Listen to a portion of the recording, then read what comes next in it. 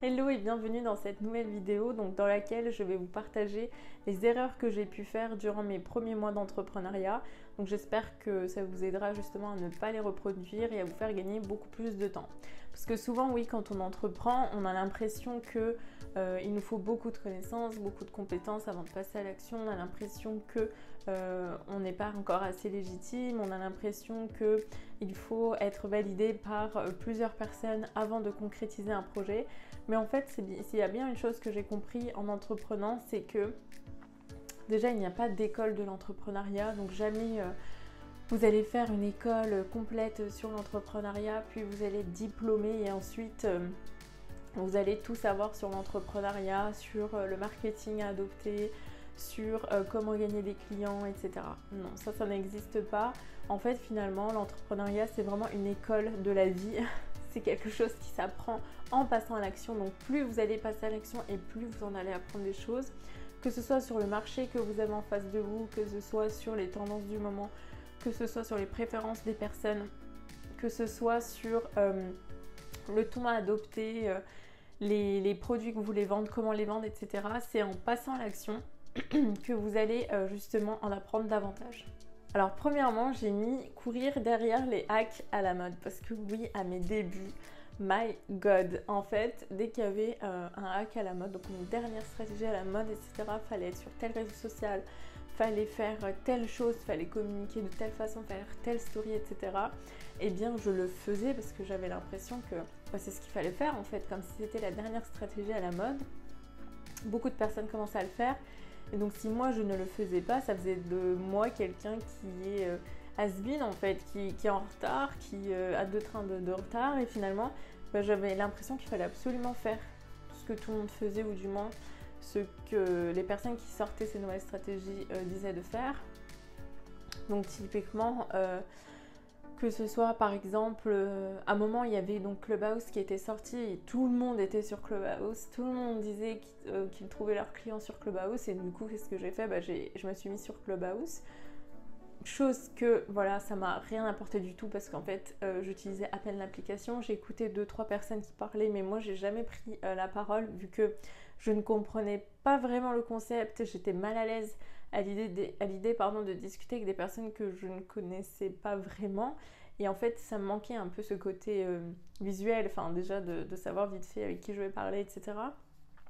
Et j'ai pas du tout utilisé l'application mais j'ai quand même perdu du temps à justement faire en sorte de l'avoir cette appli parce qu'il me semble que dans la version bêta tout le monde n'y avait pas accès. À essayer de comprendre comment cette application fonctionnait, à écouter d'autres personnes parler, etc. Donc voilà, ça m'a pris du temps. Ensuite, d'autres stratégies, qu'est-ce qu'il peut y avoir ? Enfin, j'ai pas les stratégies en tête maintenant, mais je pense que vous voyez de quoi je parle, c'est-à-dire des choses du genre, il faut liker tant de publications avant de poster sa propre publication, il faut envoyer tant de messages par jour, etc. Enfin, ce genre de choses qui finalement, quand je prends du recul aujourd'hui, ça ne sert à rien. Ça ne sert à rien, pourquoi ? Parce que si vous voulez entreprendre, il faut faire en sorte de revenir aux bases en fait. La base c'est quoi finalement ? C'est de sortir le bon produit au bon moment devant la bonne personne. Il n'y a rien de plus compliqué que ça. Donc à vous de travailler sur votre produit, de savoir s'il y a un marché derrière, de savoir donc si les personnes sont bien réceptives à ce genre de produit et si c'est le bon moment pour eux d'acheter. Donc il n'y a rien de plus compliqué, il faut juste donc répondre à un besoin existant et les personnes achèteront naturellement votre produit. Et ça, j'ai mis du temps à le comprendre. Ce sont des choses que je savais à l'origine, mais en voyant les derniers hacks à la mode, en voyant les stratégies, les petites paillettes qu'il peut y avoir sur tout ce qui est business en ligne, j'avais l'impression qu'il fallait faire la même chose pour justement briller grâce à ces petites paillettes, pour justement avoir plus de clients, pour gagner en visibilité, etc. Et donc je me suis un petit peu éparpillée, que ce soit au niveau de ma stratégie de contenu ou justement dans mes stratégies de vente. Donc je vous déconseille vivement de courir derrière ces hacks à la mode et de vous concentrer sur ce qui est fondamental. Donc comme je disais, un produit qui répond à un besoin devant la bonne personne et au bon moment. Donc deuxièmement, j'ai mis mettre en place bêtement ce que mon mentor coach business me disait de faire.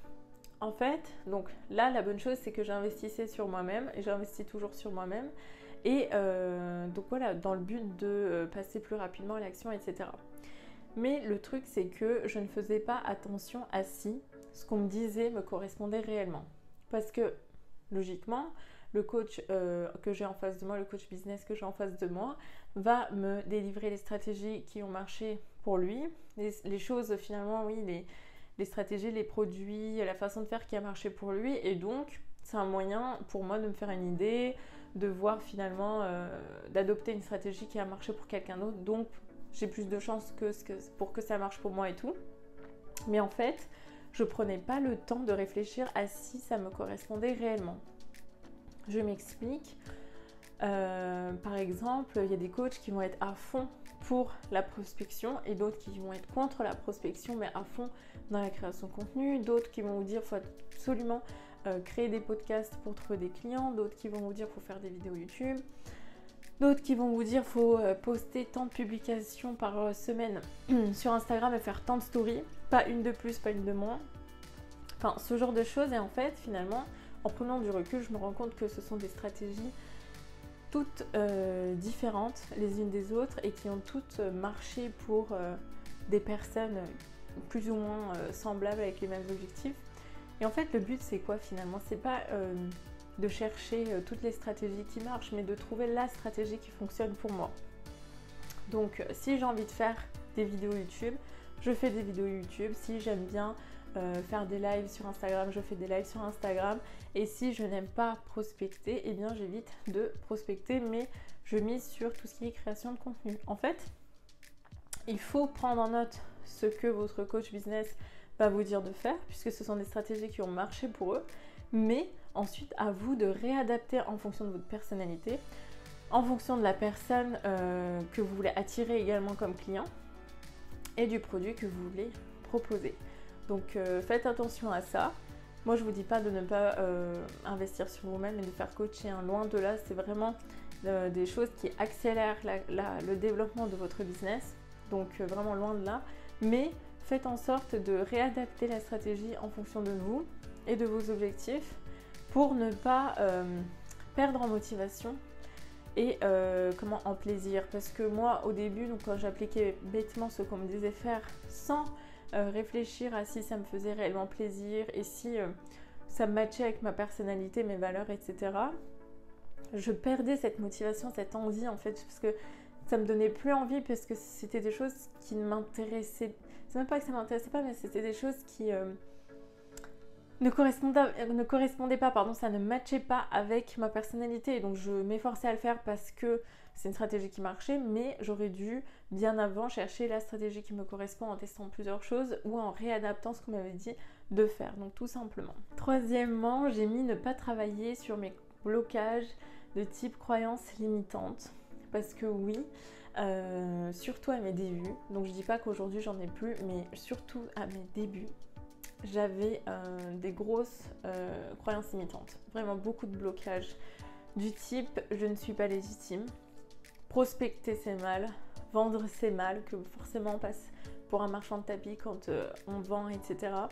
Et en fait, en prenant du recul, je me dis que si j'avais réellement travaillé sur mes blocages, donc au lieu à la limite de chercher 36 000 stratégies et de courir derrière le dernier hack à la mode, si j'avais pris beaucoup plus de temps à travailler sur mes blocages, eh bien je serais beaucoup plus passée à l'action.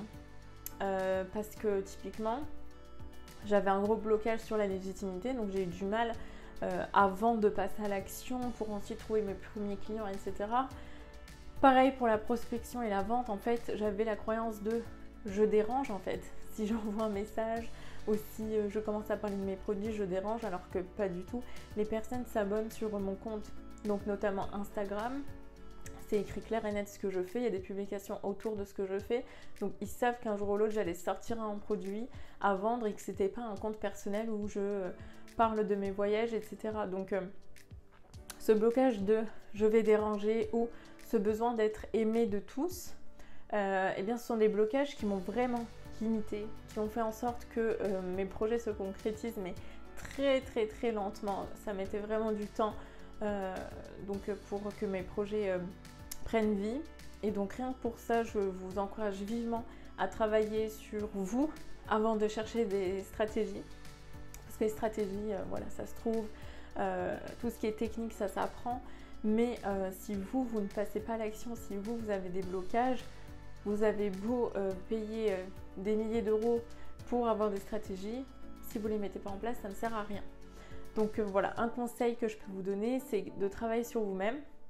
Donc du genre, si vous vous dites je ne suis pas légitime, bien dites-vous que tant que vous pouvez apporter de la valeur à une personne qui est dans une position inférieure entre guillemets à vous, vous êtes légitime. C'est comme un étudiant de lycée par exemple qui donnerait des cours à un étudiant de collège, eh bien il est parfaitement légitime puisqu'il est passé par là et qu'il est au niveau supérieur. Donc il sait de quoi il parle, il peut très bien donner des conseils. Et bien dans le business, dans l'entrepreneuriat, c'est exactement la même chose. Si vous êtes passé par là où votre prospect compte passer, bien vous êtes tout à fait légitime à donner des conseils. S'il y a une stratégie qui a fonctionné pour vous, vous êtes tout à fait légitime à la transmettre. Donc voilà, travaillez sur vous-même. Pareil sur tout ce qui est vendre ses mal, etc.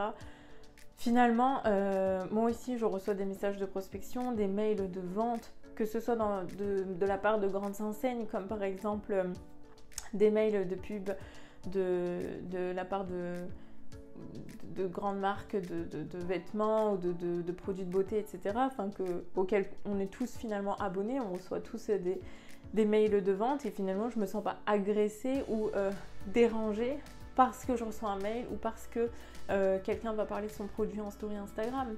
C'est mon choix en fait de supprimer le mail ou de passer à autre chose ou d'acheter ce produit si ça m'intéresse. Donc arrêtez de vous dire que finalement vous allez déranger les personnes en face de vous et je vous invite vraiment à passer beaucoup plus souvent à l'action. Ensuite j'ai mis avoir acheté des formations pour rien, entre parenthèses syndrome de l'objet brillant. En fait à mes débuts j'avais tendance à justement acheter plein de formations, vraiment, parce que j'avais l'impression que il fallait que je connaisse tel sujet, puis tel sujet avant de me lancer concrètement.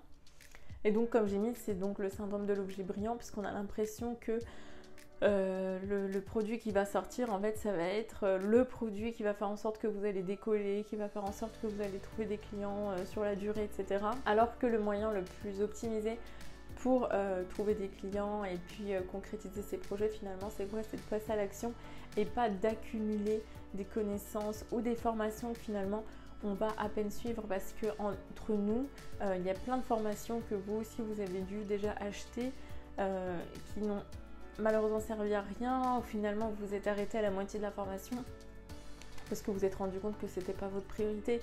À quel moment en fait, vraiment quand je prends du recul là, je me dis, j'avais zéro produit, aucune idée même de produit encore à sortir à l'époque, vraiment à tous mes débuts, et j'achetais déjà des formations pour les publicités Facebook, ce genre de choses, alors que j'avais même pas de produit encore. Donc est-ce que c'était réellement la priorité? Je ne pense pas. Et le pire, c'est que cette formation, je l'ai jamais utilisée parce que j'ai jamais fait de publicité encore en 2 ans pour mon activité. Ça a toujours été en organique, donc par la création de contenu ou par le bouche à oreille. Et donc maintenant quand j'y pense, je me dis en fait c'est une formation qui me sert encore à rien et qui, même si je la suivais aujourd'hui, elle est vraiment dépassée en fait. Les stratégies qu'il y a dedans, ce sont plus les mêmes. Je ne sais pas si les publicités sur Facebook sont toujours aussi rentables et sont toujours toujours aussi optimisées comme c'était dit dans la formation. Il y a plein de choses qui ont dû être changées, donc voilà, c'est une des erreurs que je vous déconseille de faire, c'est d'acheter plein de choses en vous disant mais en fait j'ai besoin de ça, et de vous reconcentrer vraiment sur ce qui est utile et nécessaire au moment où vous êtes. Parce que si le produit n'est pas encore sorti, vous n'avez même pas encore d'idée de produit à sortir, à quoi bon acheter une formation sur la publicité? Donc au bout d'un moment, voilà, il faut prendre du recul et ne pas gaspiller non plus son argent et son temps pour rien.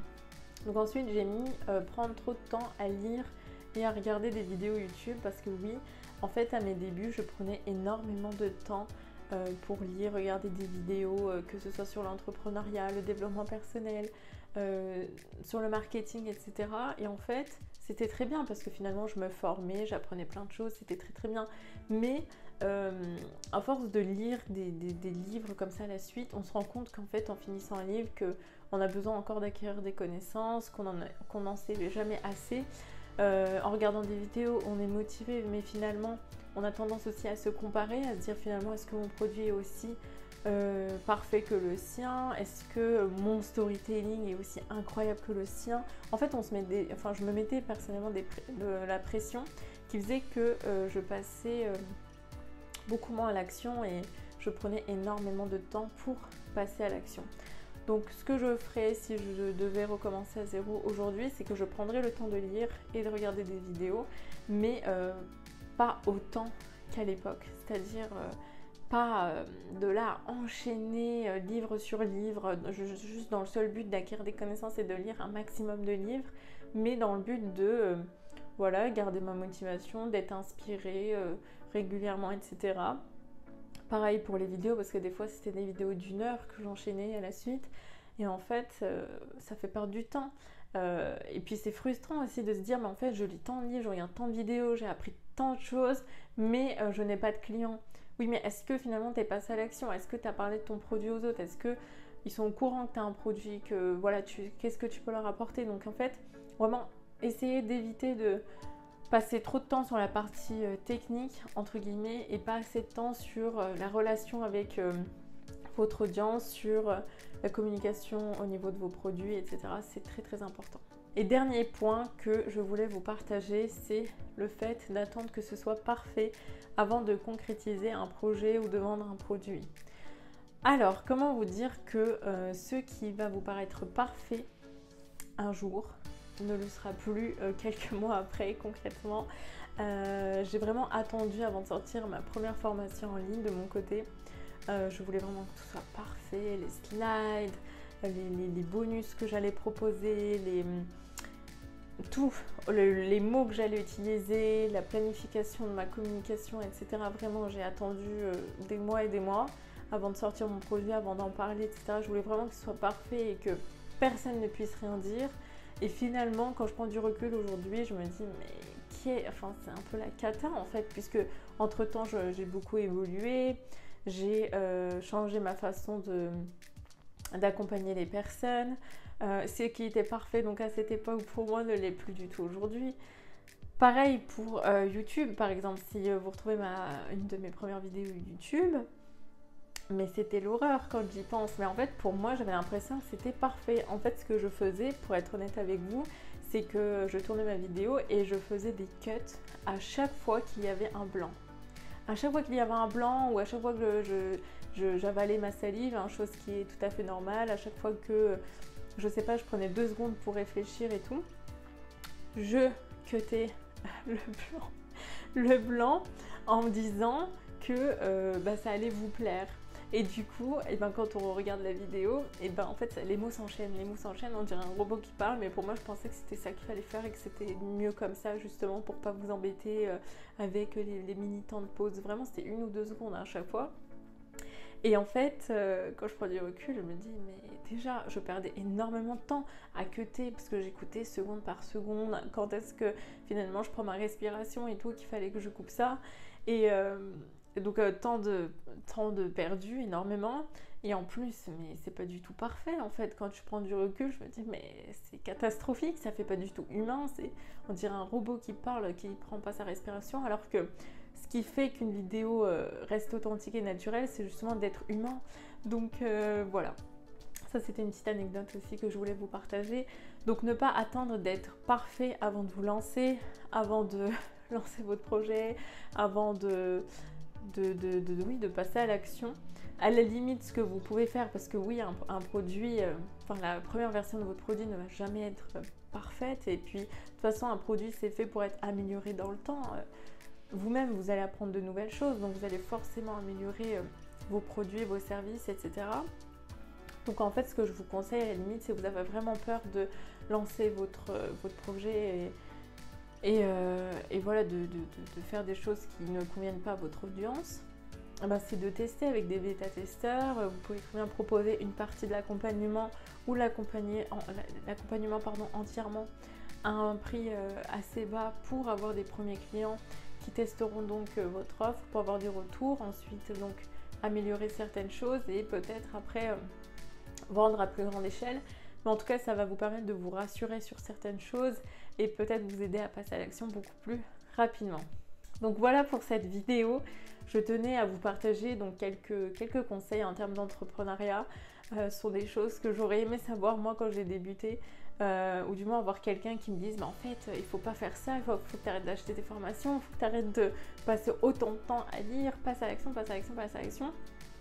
Donc voilà, je voulais vous donner mes petits conseils. N'hésitez pas à me dire en commentaire si vous aussi vous avez des petites erreurs de débutants à me partager. Ça peut être sympa de justement nous entraider et faire en sorte que nos projets se concrétisent beaucoup plus rapidement.